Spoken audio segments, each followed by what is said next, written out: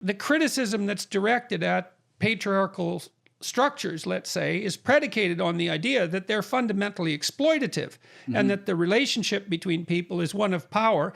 And the implication of that, especially if it's arbitrary power, the implication is that anybody who occupies anything but the lowest tiers in a given organization is in consequence an oppressor.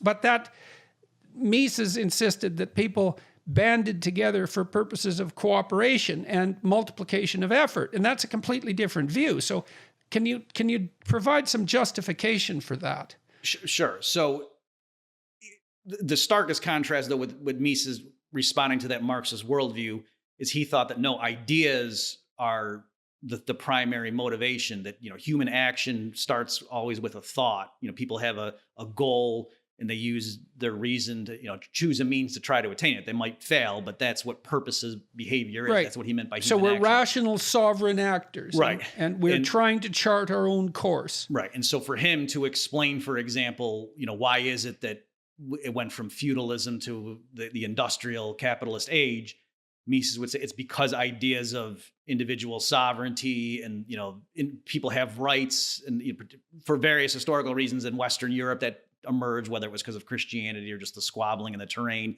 But the idea that, the king can't come into your house. You're the castle, your house is your castle. Like notions like that, Mises argued, came out of Western Europe earlier than other places. And that's why they, took over the world, basically. Like that was the reason. And so then scientifically or empirically, why was that idea so potent or powerful? It's because of what you're saying, that Mises thought it just so happens to be the case that human labor, when you work cooperatively, gets magnified manyfold. That if we instead of everyone growing their own food, making their own clothes and everything, being their own doctor. So there's an attractive quasi-religious notion as well.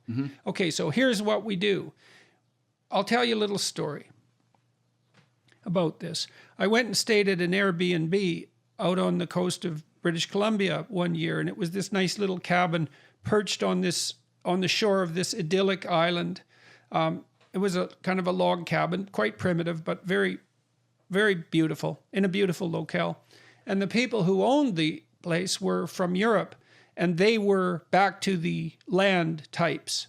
So, the 1990s equivalent of hippies, and they believed that everyone would be better off if they were self-sufficient, and that they would be more psychologically healthy if they returned to the land. And so they bought this place.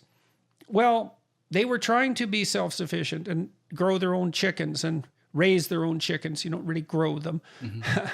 But to raise their own chickens and plant their own vegetables and so forth. And what they soon discovered was that was unbelievably difficult life, that they were struggling every second to stay afloat financially, and that being self-sufficient, especially on an island, which is a place that poses its own complications, especially in a harsh climate, they were completely trapped, and they couldn't sell their property for anything near the market value, the value that they had purchased it for. And so their move back to the land was a complete bloody catastrophe.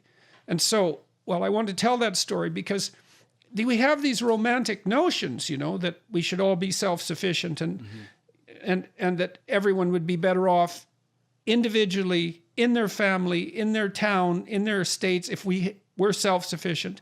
But there's a different idea, which is that we're better off trading with someone, generally speaking, even if we're better at everything we do than they are at anything they do.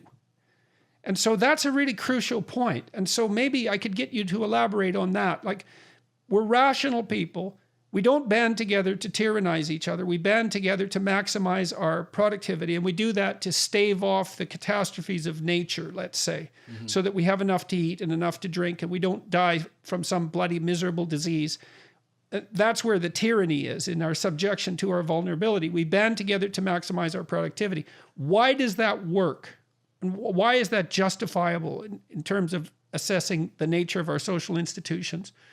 Okay, sure. And again, just to drive home for Mises how critical this was, because for him, that was the basis of civilization. That's why we need to have property rights. We need to have, rules of social order. You can't go around killing people.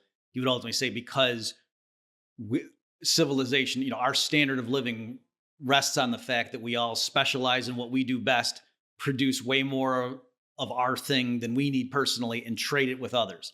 And so if certain people specialize and are farmers and they grow way more food than they need and sell the rest to others, and some people just make a bunch of sweaters, way more than their family needs to wear, and they sell it. Some people just make a bunch of cars, way more than they're going to drive, and they sell it. We all end up with more food, sweaters, and that's cars. because once you build one car, building the second one is a lot easier. Right. It's a lot easier. Right. So yeah, there's a few reasons to try to understand why is it that specialization magnifies the productivity of human effort. Let's walk through that. Okay, so there's a proposition. Yeah. Specialization maximizes productivity, and then trade is of benefit to all. Sure. Okay, so let's justify that from first principles. So I'll give you some obvious reasons. So one is people have different abilities, and so some people are just like a big burly guy is going to be better as a coal miner than some dainty woman. Right. And so things like that are obvious. Okay. Certain regions around the world just are more hospitable, right? You're going to grow more oranges in Florida than you are in Alaska. That's just so clearly the people in Florida should specialize in growing oranges, and people in Alaska. So we can capitalize on the unequal distribution of productive resources by trading. Right.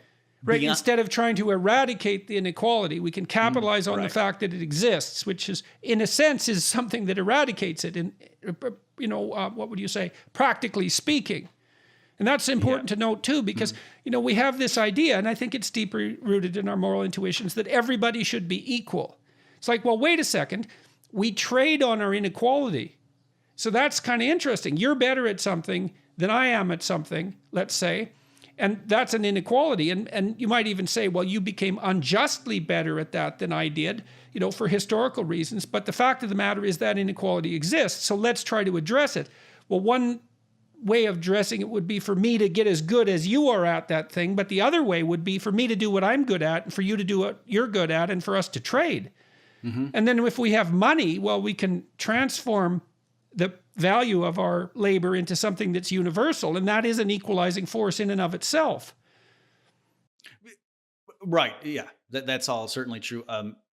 Just another quick one though is, even if people had similar aptitudes up front, like two people who are identical in all respects, if one of them went into studying brain surgery and one of them went into studying chemistry, 30 years later, when you check in on them, the one person's going to be way better at doing brain surgery than the other person's going to be way better at, identifying new chemical compounds. Right. So because we have finite resources, each of us, because we have finite time, that means that we can't be as good as everyone can be at everything ever.